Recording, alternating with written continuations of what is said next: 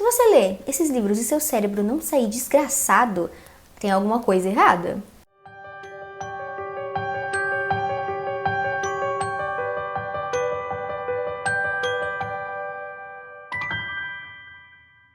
E aí, mundo, como vocês estão? Espero que esteja todo mundo bem. No vídeo de hoje eu vim indicar livros de explodir a cabeça. Sabe aqueles livros que são tão geniais, que fritam todos os nossos neurônios, fazem a gente repensar toda a nossa existência? É desses que eu vim falar aqui hoje. Já que o mês de maio é considerado o mês da ficção científica, né? Do Orgulho Geek, por conta do dia 4, que parece com uma frase de Star Wars, e do dia 25, que é o dia da toalha de Guia do Mochileiro das Galáxias. Então todo ano eu faço algum vídeo especial, né? Eu vou deixar o vídeo dos outros anos aqui nos cards. Então a maioria dos livros que eu vou falar hoje são de ficção científica, mas não todos, tem alguns de outros gêneros também. Antes de começar, não esquece de, se você gostar desse tipo de conteúdo, se inscrever no canal, deixar o like, ativar o sininho e compartilhar esse vídeo para quem você acha que vai gostar. Se quiser me apoiar mais, considere fazer parte do clube de membros do canal, os Cosmicats. Todas as informações vão estar no link aqui na descrição. Apoiando no Catarse, a partir de R$5, você já tem direito a diversas recompensas e conteúdos exclusivos. E todos os livros que eu citar aqui nesse vídeo vão estar linkados aqui na descrição, com o link para a Amazon. E comprando por esse link, pode ser esses livros, outros livros ou qualquer coisa mesmo, você me ajuda muito, porque a Amazon me dá uma lembrancinha, uma pequena comissão, que já me ajuda a pagar meu aluguel e não muda nada no valor da compra para você. Bom, vamos começar com as indicações. Os livros que eu vou falar, eles brincam muito com a questão da realidade, do tempo. Se você gosta daquele tipo de filme e série como Black Mirror, Dark, O Show de Truman, Donnie Darko, O Brilho Eterno de Momentos Sem Lembranças, Matrix e Efeito Borboleta, você com certeza vai gostar desses livros que eu vou falar hoje. E aliás, se você ainda não tinha visto algum desses filmes e séries que eu citei, é de bom tom assistir eles também, porque eles também são muito bons de explodir a cabeça. Veio aqui buscando indicação de livro, vai levar algumas indicações de filmes e séries também, tudo junto no pacote, e é sobre. O primeiro que eu vou indicar, ele não explodiu, ele desintegrou todo o meu cérebro, que é Sonhos Elétricos, do Philip K. Dick. É uma coletânea com 10 contos futurísticos, que inclusive inspiraram nessa série da Amazon Prime. Então, já é uma dica dupla, depois que lê o livro, assiste a série também. Os episódios só captam as essências, assim, dos contos, eles não adaptam fielmente, então são várias experiências diferentes. As histórias aqui têm realidades distorcidas, com várias críticas sociais, que fazem a gente questionar tudo. Tudo mesmo, eu fiquei paranoica. E cada uma dessas 10 histórias vai fazer a gente ter uma crise existencial por motivos diferentes. Cada uma vai abordar uma loucura diferente. Vamos ter aqui reflexões sobre o que é real, o que é ser humano, o que faz a gente fazer nossas escolhas, críticas sobre poder de Estado, vigilância, tecnologia, identidade. Vai ter conto com máquina, com alienígena, com robô. É uma coisa bem cyberpunk. O primeiro conto, que é Peça de Exposição, vai fazer a gente questionar a realidade e de certa forma também tem uma viagem no espaço-tempo. O segundo, Autofab, tem uma ambientação pós-apocalíptica, onde foi construída uma fábrica que tinha a intenção de continuar abastecendo as pessoas mesmo depois, assim, de uma possível guerra. Só que teve essa guerra, a máquina tá funcionando, só que na verdade ela tá devastando a Terra. E como ela é automática, ninguém consegue parar ela. No terceiro conto a gente tem bastante essa discussão de o que torna alguém humano, o que faz alguém ser um ser humano. E esse é um dos que eu mais gosto dessa coletânea. Em Argumento de Vendas a gente tem uma crítica ao consumismo desenfreado e ao constante bombardeamento de propaganda de produtos que na verdade a gente não precisa. Essas críticas a gente pode muito trazer para o mundo atual, né? Por exemplo, assim,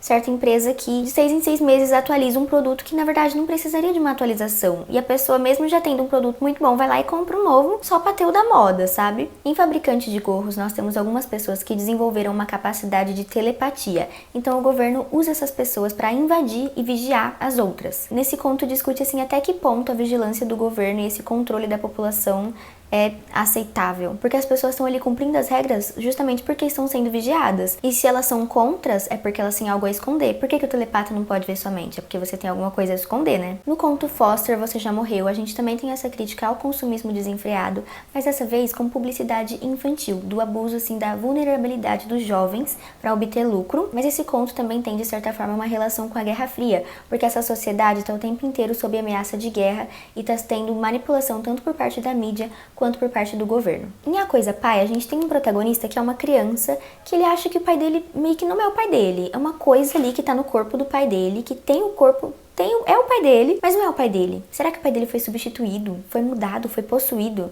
É uma coisa bem paranoica esse conto aqui. No conto Planeta Impossível, os humanos já não moram na Terra, sabe? É outra coisa. E tem uma senhora muito velha, que ela tá quase morrendo, mas o desejo dela, assim, antes dela partir, é visitar a Terra, porque ela tem boas lembranças de coisas que contaram pra ela quando ela era criança. E aí ela vai, assim, num lugar de guia turístico, e ela fala que quer visitar a Terra, e os caras tão tipo, mano, a Terra não existe não, coitada, isso é lenda. O penúltimo conto, O Passageiro Habitual, a gente tem um cara que todo dia ele faz uma viagem ali numa estação de trem, né? Ele vai da casa dele, pega o trem, vai pro trabalho e volta. E aí um dia quando ele vai comprar a passagem de volta pra casa dele, ele vê que a cidade que ele quer ir não existe. Mas ele mora lá, ele sempre vai pra lá. Só que quando ele quer comprar, né, a passagem pra ir pra essa estação, ninguém nunca ouviu falar, ela simplesmente nunca existiu. E o último conto, O Enforcado Desconhecido, fala sobre a percepção do absurdo e esse sentimento de você ser o último homem racional em um mundo irracional, e também traz críticas na liberdade de expressão.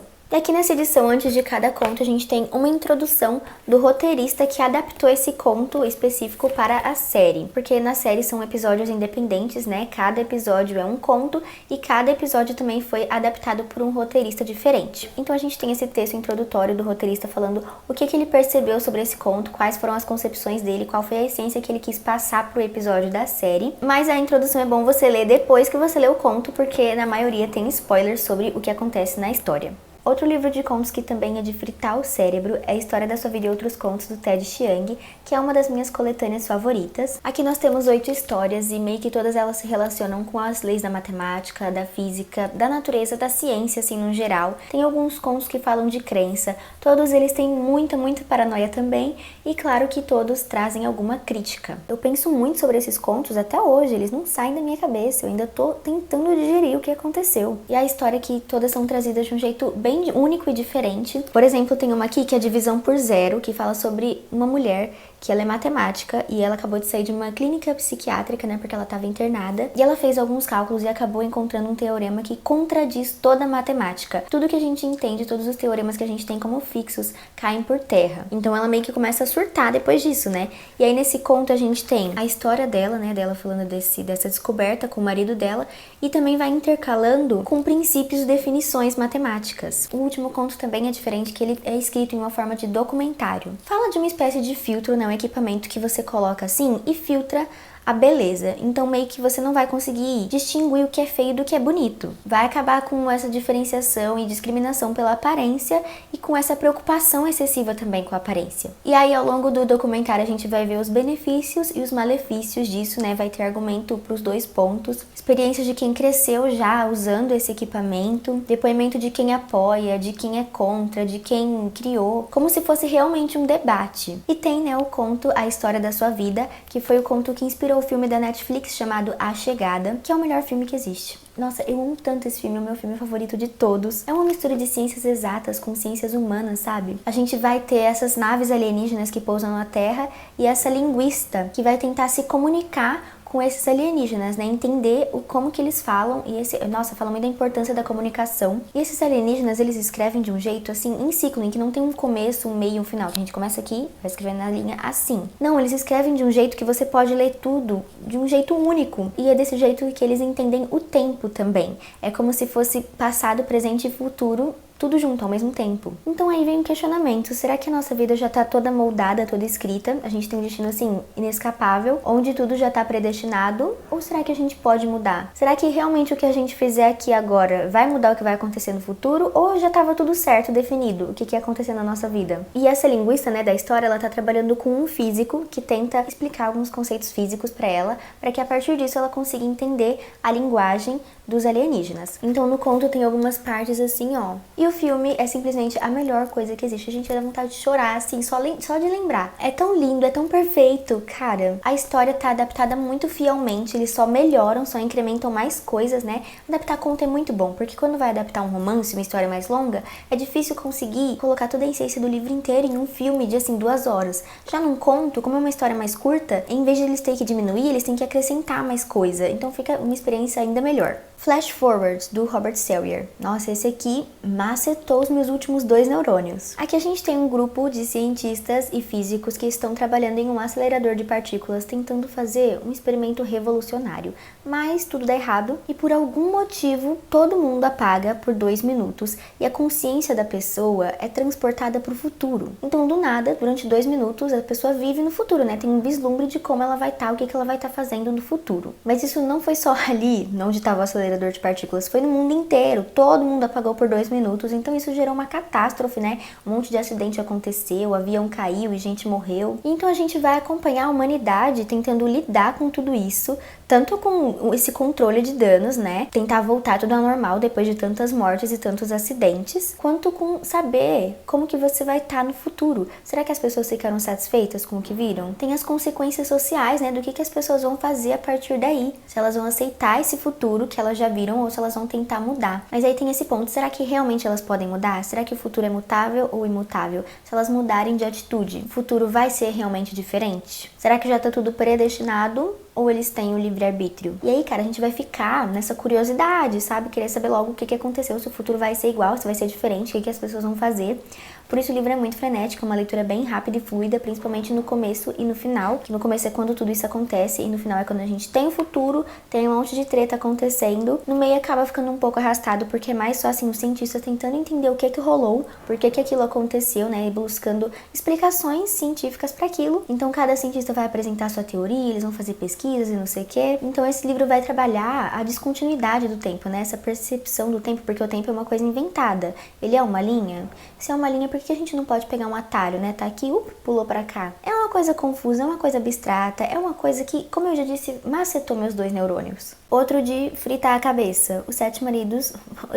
Cara, porque o nome do livro é As 7 Mortes de Evelyn Hardcastle. E eu sempre me confundo com os 7 maridos de Evelyn Hugo, meu Deus. Enfim, As 7 Mortes de Evelyn Hardcastle, do Stuart Turton. Esse daqui, na real, não é um livro, assim, de ficção científica, realmente. Ele tem esse toque de ficção científica, mas ele, na verdade, é um livro de thriller investigativo. Aqui a gente acompanha o personagem principal, assim, e ele acorda numa floresta no meio do nada, sem lembrar de nada, sem saber quem ele é, onde ele tá, pra que ele tá ali. E aí, aos poucos, junto com o personagem aqui, a gente vai coletando informações e entendendo de pouquinho em pouquinho o que tá rolando. E conforme a gente vai entendendo, mais questionamentos vão surgindo. A gente entende uma coisa e outras 15 perguntas surgem. E aí a gente vai descobrindo que esse protagonista, ele tá nessa mansão aqui com um propósito, né? Que essa floresta é perto dessa mansão. Esqueci de comentar. Basicamente, uma família da era vitoriana, super rica assim, vai dar uma festa nessa mansão, convida algumas pessoas e no final da noite a filha dessa família é assassinada. E aí que o protagonista tá nesse looping temporal, revivendo esse dia dessa festa várias e várias vezes até ele conseguir desvendar esse assassinato para esse ciclo se encerrar. Só que esse looping temporal, ele é diferenciado, porque esse protagonista, ele acorda no corpo de uma pessoa diferente a cada dia. Então ele não é nenhum convidado qualquer que tem que desvendar e impedir o crime, não. Ele hoje é uma pessoa, amanhã ele é outra, aí depois ele é outra. E cada vez que ele muda de pessoa, ele acaba absorvendo um pouco da personalidade daquela pessoa também. Então, se é uma pessoa mais inteligente, ele vai estar mais inteligente naquele dia. Se é uma pessoa que tem mais contatos, ele vai conseguir descobrir mais coisas, ter mais contatos naquele dia. E isso dele, em cada dia ser uma pessoa diferente, é muito bem explorado e é muito interessante, porque ele consegue meio que falar com ele mesmo, do passado, do futuro. Tipo assim, ele não sabe em que corpo que ele vai acordar no dia seguinte, mas ele sabe no corpo que ele acordou ontem. Então ele pode chegar e falar com quem ele era ontem, deixar um recado pra quem que ele vai ser amanhã. E tudo isso tem que manter a continuidade, né? O dia tem que seguir ali, sem alterar a ordem das coisas, né? Uma coisa meio paradoxa. Então, é um livro cheio de mistérios e segredos com assassinato que você vai criando 1 milhão de teorias quando você tá lendo. É muito legal de ler em conjunto. Eu li ele com a Helena Sanches, né, uma amiga minha aqui do Booktube, e a gente ia trocando várias teorias, várias ideias malucas que a gente tinha, assim, pelo WhatsApp. E mesmo você inventando, imaginando 1000 coisas, o livro vai te surpreender no final. A explicação que ele tem no final é uma coisa bem surreal também, que vai falar de memória, como a memória e as vivências moldam quem nós somos, a nossa personalidade, e de redenção. Vamos falar agora de um clássico da ficção científica, O Fim da Eternidade, do Isaac Asimov. Aqui a gente tem uma instituição chamada Eternidade e quem trabalha lá tenta modificar algumas coisas assim na realidade para evitar catástrofes. Por exemplo, eles vão estudar assim todos os séculos, todos os anos, toda a história, e aí eles vão ver assim que no ano 2022 vai ter uma guerra. E aí para impedir essa guerra, eles vão ver um momento que foi meio que um estopim para essa guerra acontecer, uma palestra que alguém deu, um pote que alguém derrubou, pode ser uma coisa totalmente aleatória, e eles vão fazer uma mudança, a mínima mudança possível, mudar um objeto de lugar numa prateleira, estourar um pneu, e essa pequena mudança vai acarretar várias outras mudanças que vai fazer com que essa guerra nunca aconteça. Só que com essa guerra nunca acontecendo, meio que vai mudar toda a realidade, né? Um monte de coisas vai mudar também. Pessoas que não morrem vão morrer, pessoas que morrem não vão morrer, pessoas que não iam nascer vão nascer. É uma loucura. E quando o personagem principal, que ele é responsável por fazer essas mudanças, ele acaba se apaixonando, ele começa a questionar tudo que essa instituição tá fazendo ali, porque ninguém tá vivendo na realidade que realmente era pra ser, e ninguém sabe disso, né? A pessoa tá vivendo ali numa realidade que pode ser uma mentira, pode ter acabado de ter sido mudada, e 2 minutos depois pode mudar e virar outra coisa também, ninguém sabe, ninguém que tá vivendo, né? Só os eternos que sabem. E com isso, com a eternidade sempre evitando essas coisas ruins de acontecerem, acaba que a humanidade também não evolui, porque é só na desordem, né? Só quando a humanidade tá correndo riscos que ela acaba evoluindo. E como a eternidade tá meio que decidindo o futuro da humanidade, ela acaba que não sai de onde ela tá. Então esse livro vai trazer muitas reflexões sobre isso, vai fazer sua mente dar um nó, assim, embaralhar tudo. E além disso também meio que vai ter essa questão de viagem no tempo, assim, de você voltar e encontrar o passado. Meio que um ciclo que vai explicar como que a eternidade foi criada, que vai sempre se repetindo até que vai ter alguma quebra. A Curva do Sonho, da Ursula Le Guin, meio que também vai trabalhar essa mudança de realidade, mas aqui de um jeito bem diferente e com críticas também diferentes. Aqui, o personagem principal tem sonhos que acabam mudando a realidade, mas não mudando a partir daquele momento, é como se sempre tivesse sido daquele jeito e ninguém mais se lembra, só ele. Por exemplo, se hoje ele sonhar que o céu é rosa, amanhã, quando ele acordar, o céu vai ter sempre sido rosa e ninguém nunca vai ter lembrado de o céu em algum momento ter sido azul. Mas ele acha isso muito perigoso, ele não tem controle, então ele não gosta muito desses sonhos e por isso ele acaba tomando vários remédios para inibir os sonhos, sabe? Ele só dormir sem sonhar. Mas com esse abuso de remédios, ele acaba tomando muito remédio, fica meio viciado e acaba perdendo efeito, então isso faz com que algumas autoridades ali parem ele e ele tenha que fazer uma terapia obrigatória. E aí quando ele vai passar com esse psicólogo, ele tenta provar que o que ele tá falando é verdade, né? Que os sonhos dele realmente mudam a realidade. E aí esse psicólogo, ele vê naquilo uma oportunidade. Ele começa a fazer hipnose para usar dos sonhos do protagonista para fazer bem para a humanidade. Tenta, né, através da hipnose fazer o protagonista sonhar com o fim da guerra, não ter mais fome, não ter mais discriminação. Só que isso também vai fazer com que todas as outras pessoas vivam uma mentira, né? Porque só eles dois vão estar lembrando de como era a vida antes e vão estar alterando toda a realidade e com isso mudando fatos históricos, mudando construções, mudando pessoas. Mesmo com uma intenção boa, pode ser que isso não tenha um resultado muito bom. A gente vê até que ponto que isso vai, né? Porque quando a gente muda uma coisa, outra acaba surgindo, né? A gente muda uma coisa, mas sempre vai vir outra ali para contrabalancear. E essa utopia acaba virando uma distopia com consequências catastróficas. Esse livro aqui vai ter muitas discussões bem profundas, muitas críticas. Quando a autora fala aqui sobre raça, foi uma das partes mais bonitas, gente, eu juro, até chorei. Mas pro final do livro, ele começa a ficar meio viajado, né? Começa a acontecer umas coisas bem malucas que, assim, muita gente não gosta, acaba não curtindo muito esse final, mas eu gostei do livro inteiro. Nossa, aqui a gente vê como o meio que a gente vive, que a gente cresce, nossas experiências moldam quem nós somos. Porque é a consciência que molda a realidade, mas são as memórias que moldam a consciência. Agora eu vou falar de 2 livros do mesmo autor, assim, que são bem famosinhos no BookTube, mas que eles vão dar uma bugada na nossa mente, vão fazer a gente questionar toda a nossa vida, tem uma crise existencial que, meu Deus... Recursão do Blake Crouch. Aqui, meio que as pessoas estão sendo assoladas por uma espécie de doença chamada Síndrome da Falsa Memória, em que, absolutamente do nada, as pessoas têm memórias de vidas que não existiram, que elas não viveram, então fica meio que uma memória duplicada na cabeça, né? Coisas que realmente aconteceram e coisas que parece que aconteceu, mas não aconteceu, aí fica em preto e branco. E no início, em 2018, a gente vai acompanhar um policial, Barry, que vai atender um chamado ali de uma moça que tá ameaçando se suicidar porque ela tá com Síndrome da Falsa Memória. E a partir partir disso que ele fica muito curioso e começa a investigar o que é essa síndrome, o que causa isso e todo o rolê. E ao mesmo tempo a gente também vai alternando a narrativa para 10 anos antes, em 2008, acompanhando uma neurocientista chamada Helena, que ela estuda a memória, né, a preservação da memória, onde as memórias são armazenadas, porque a mãe dela tem Alzheimer e ela tá tentando criar alguma máquina que consiga preservar nossas lembranças. E a história desses dois em algum momento vai se cruzar e aí a gente vai entender tudo que rolou, que coisa louca é essa que tá acontecendo e que bacana, tudo começa a dar errado. E também tem consequências catastróficas aqui, né? Também tem uma realidade que na verdade não é realidade, que todo mundo tá vivendo uma mentira. E aí tudo vai depender desses dois personagens aí, o Barry e a Helena. Esse livro, ele é ficção científica, mas ele também tem muita vibe de thriller investigativo, sabe? De mistério, de suspense, a coisa acontecendo o tempo inteiro, é uma leitura bem frenética. E é outro que vai fazer a gente refletir sobre, assim, como as coisas que nos aconteceram formam quem a gente é. E a importância da memória para quem nós somos, né? Porque se a nossa vida fosse diferente, a gente seria outra pessoa. Vai fazer também a gente dar uma repensada no significado de tempo. Afinal, o que é tempo, né? O que é o agora? Isso aqui me deixou maluca. Vocês estão vendo que são vários livros, né, que tem uma proposta, tem uma ideia similar, vai falar sobre o significado do tempo, a importância da memória, mas que vão trazer crises existenciais e paranoias de jeitos diferentes. Cada um vai abordar esse tema de um jeito diferente e todos, mesmo girando assim em torno de uma mesma coisa, vão ter uma história única. Outro que eu vou indicar que é muito bom também é Matéria Escura, desse mesmo autor, o Blake Crouch. Mas esse aqui não vai para esse lado aí de tempo, e sim de realidades paralelas. E se seu duplo tentasse substituir você, tentasse roubar a sua vida? É isso que vai acabar acontecendo com o protagonista, né, coitado? Ele tá vivendo a vida ali de boa, ele tem uma família, ele é um professor de física, ele é bem feliz com a escolha que ele fez, mas às vezes ele fica pensando, e se? E se eu tivesse feito uma escolha diferente, sabe? Porque na época da faculdade ele estava trabalhando ali num negócio, numa pesquisa que podia ter revolucionado a física. Mas isso são só, assim, perguntas que ele se faz passageiras, assim, porque ele realmente está muito satisfeito com a escolha que ele fez e com a família que ele tem.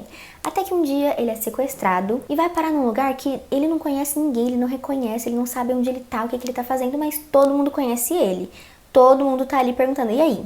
Desabafa, conta tudo. E ele também, gente, conta tudo o quê? O que rolou? Onde eu tô? E aí que ele vai nessa busca de tentar entender tudo o que tá acontecendo, tentar fugir de toda essa loucura e tentar fazer com que tudo volte ao normal na medida do possível. Também um livro super frenético, que é ficção científica mais com thriller, que a gente vai lendo sem conseguir parar. Quando a gente acha que já entendeu tudo, tem mais descoberta, mais coisa acontecendo, mais coisa vindo. São vários pontos, vários plot twists aqui que temos nesse livro. E é umas coisas que quando acontece, a gente pensa, tipo, meu Deus, como que eu não tinha pensado nisso antes? Como que eu não tinha me ligado que isso ia acontecer? Que loucura, isso que faz tanto a gente pensar assim.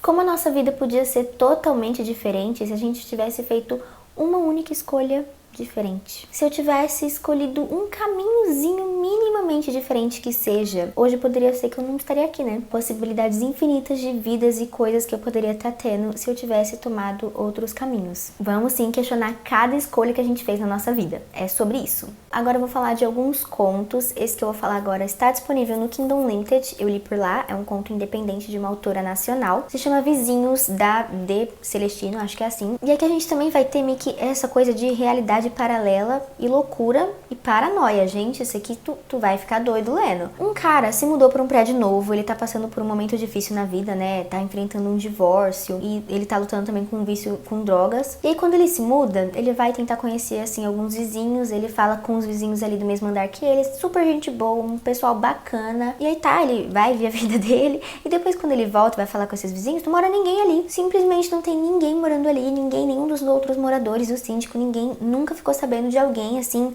com a descrição que ele tá dando, que morava ali naquele apartamento. E ele fica se perguntando, gente, eu tô maluco? O que fazer quando todo mundo acha que você tá enlouquecendo, né? Porque ele tem certeza absoluta de que ele conheceu essas pessoas. E aí ele já não sabe se ele tá numa realidade em que todo mundo tá mentindo pra ele, ocultando alguma coisa, ou se ele que tá ficando doido. Ele fica nessa busca por respostas, sabe? Será que ele tá perdendo a sanidade? Será que tá todo mundo mentindo pra ele? Ou será que tem outra explicação, né? Será que ele teve acesso a algum universo paralelo em que esses vizinhos existem? É loucura, é doideira. Eu não vou aprofundar muito porque é um conto bem curtinho, sabe? Se eu falar mais coisa, eu vou dar spoiler. Já devo ter dado. Ai, perdão, gente, mas provavelmente que eu já soltei alguma informação aqui que eu não deveria, porque eu li o conto faz tempo, mas eu não lembro o que eu podia ter falado ou não. Eu lembro que ele fez muito, assim, pensar na nossa existência, na nossa realidade. Outro conto, esse que é de terror, Campo do Medo, do Stephen King, com o Joe Hill. Ele tá na coletânea de contos Carrossel Sombrio, que é do Joe Hill, mas eu, na verdade, li ele em inglês. E, na verdade, que eu só li pra poder gravar esse vídeo, porque eu queria falar do filme Campo do Medo, que explodiu muito a minha cabeça. Inclusive, eu tô pensando aqui agora que tem literalmente uma cena no filme de explodir cabeça, sim, no sentido literal. Mas enfim, eu queria comentar sobre esse filme e li o conto pra poder falar dos dois, e acontece que eu gostei mais do filme mesmo. O conto é muito bom, é incrível também, só que assim, como o filme ele tem uma duração maior, ele conseguiu expandir e trazer mais explicações, mais coisas pra essa história. Aqui a gente tem dois irmãos que eles estão ali dirigindo e eles acabam ouvindo uma criança pedindo socorro. E aí quando eles param o carro e vão olhar, né, meio que tem um campo, é um lugar bem deserto e tem um campo de mato gigante, um mato já a 2 metros de altura, e é um campo enorme, parece que o menino tá perdido lá dentro do mato. Só que não tão distante assim, né, da estrada, então eles ficam tipo, vamos ajudar o menino, né, vamos entrar aqui nesse mato pra ajudar ele. Só que quando eles entram nesse mato, a gente vê que assim, essa grama, ela flui. Esse matagal, ele move as pessoas, mas não move o que tá morto, só move o que tá vivo. Então, tipo, o irmão e a irmã, eles entraram perto. Mas aí daqui a pouco parece que eles estão perdidos, eles já estão, tipo,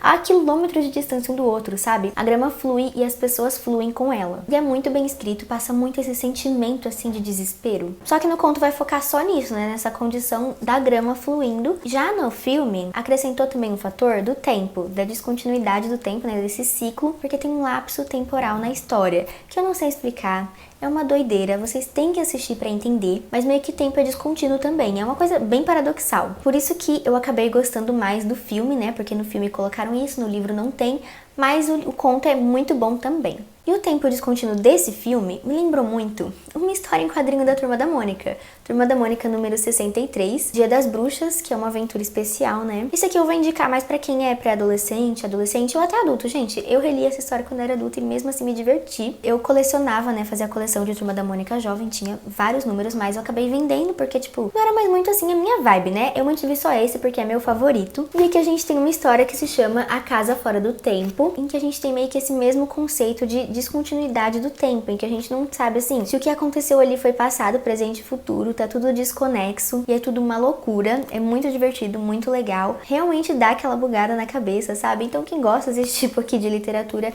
recomendo ler esse quadrinho aqui da Mônica. Mas agora falando de um quadrinho mais pra adultos aqui, juntando quadrinhos com Stephen King, a gente tem Annie, essa graphic novel, que isso daqui é uma luva, a capa é assim, e essa graphic novel, na verdade, é a adaptação de um conto do Stephen King. O conto se chama Annie e tá presente no livro Ao Cair da Noite, se eu não me engano é esse, eu vou deixar a capa aparecendo aí. E eu tenho esse livro, mas eu não li esse conto ainda, eu só li a HQ mesmo, então por enquanto só vou falar da experiência da HQ, mas pelo que eu vi o pessoal comentando, parece que o conto é ainda melhor. E se o conto é ainda melhor, então deve ser muito bom, né? Porque, nossa, essa HQ aqui já foi tudo pra mim mesmo. Aqui a gente começa quando uma personagem tá escrevendo uma carta para um amigo de infância dela, que ele era terapeuta. E nessa carta ela tá comentando sobre a morte do irmão dela. O irmão dela, ele é psicólogo e ele estava trabalhando com um paciente chamado N. E apesar de terem classificado a morte do irmão dela como acidental, ela tem certeza de que foi um suicídio e que foi causado por causa desse paciente N. Depois que o irmão dela morreu, ela vai fuçar as coisas dele ali e ela acaba encontrando uma caixa escrito Queime. Ela, curiosa, né, acaba abrindo essa caixa, eu não julgo, faria o mesmo. E aí dentro dessa caixa toda assim a transcrição das conversas que o irmão dela, psicólogo, tinha com esse paciente N. Tem a ficha, né, desse paciente, tem a fita gravada. E então a gente vai acompanhando a história no presente, né, quando essa irmã tá escrevendo a carta, e no passado vendo exatamente as consultas, né, que aconteciam, essas conversas. Por exemplo, aqui, ó, né, a gente começa a irmã escrevendo a carta. E aí conforme ela começa a falar nessa carta, a gente vem aqui pra sessão de terapia aqui do personagem. Nesses papéis do irmão dela aí, ela vê que o paciente N foi diagnosticado com toque, alucinações e paranoia. O paciente comenta que tudo começou a dar errado quando ele foi num campo e ele acabou vendo umas pedras que ele diz que são portais para outra realidade. E essas pedras, elas formam um círculo e isso é meio que uma gaiola que vai aprisionar uma criatura. A criatura tá presa ali, mas essa gaiola, ela não tá 100% segura. Então ele passa a acreditar que ele tem que contar e tocar em tudo para isso fortalecer essas pedras aqui, né, essa gaiola em que a criatura está presa. Se ele não fizer isso, vai acabar causando a destruição do mundo e da humanidade, porque essa criatura vai conseguir se soltar. E então ele começa a acreditar na força dos números, né, que tem alguns números que são bons, alguns números que são ruins. Ele começa a contar tudo, contar o passo de todo mundo, tocar nas coisas também para ter certeza, assim, de que ele tá contando. Dá um sentimento, uma agonia quando a gente tá lendo aqui, porque a gente vê todo esse sentimento de desespero que esse personagem tem e toda essa loucura dele de ter que tocar, ter que contar tudo. A gente fica louco também. E aí a gente vai descobrir o desdobramento disso, né? O que aconteceu com esse paciente, o que aconteceu com o psicólogo, o que aconteceu com a irmã. É uma história de horror cósmico, né? Fala do medo do desconhecido, do inimaginável. E tem um final tão impactante que depois que eu terminei eu só fui assim, recolhendo os cacos da minha cabeça, que tinha sido explodida. Bom, foi isso, gente. Esses foram os livros que eu vim indicar aqui hoje. Se você ler esses livros e seu cérebro não sair desgraçado, tem alguma coisa errada. Eu espero muito que vocês tenham gostado dessa lista. Comentem aqui se vocês já leram algum desses livros ou se vocês conhecem outros livros assim que também são de explodir a cabeça. Eu sinceramente amo livros assim. E até o próximo vídeo.